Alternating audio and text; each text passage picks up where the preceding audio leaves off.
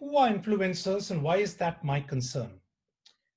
You need to focus on inviting the expert speakers as well, but you also need to widen it to bring in key influencers in your niche. Now, these are people who are focused on adding value to their audience, and by consistently doing value addition, providing knowledge, information, sharing research with their audience, they have built a tribe. And it is our job to find out who these influencers are in a particular summit niche, reaching out to them and engaging, having them as a part. Now, why is that important? One, the quality of the content and the quality of the summit grows infinitely because these are influencers who are building their particular niche over a period of time.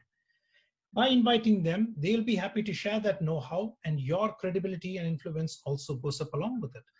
What we call associated trust. They have already built a trust with their following.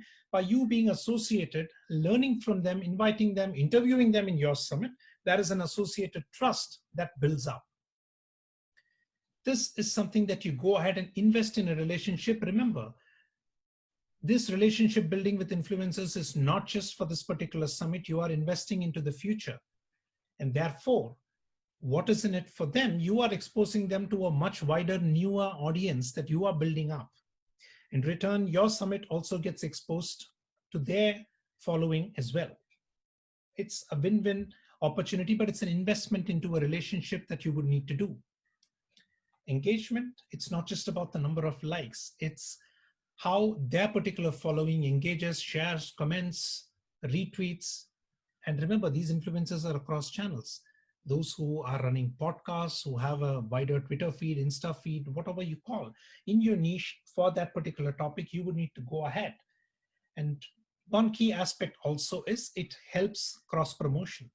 You are going to be providing them a platform and marketing them. And in return, most of the speakers that I have dealt with go ahead and market the summit to their fan following as well.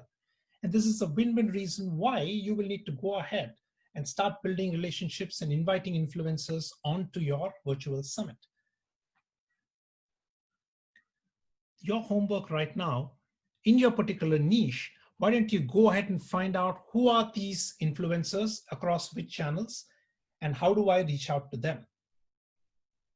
Any questions about virtual summits or finding influencers and experts, feel free to reach out. I'm Praveen Shekhar, Outlier Marketer.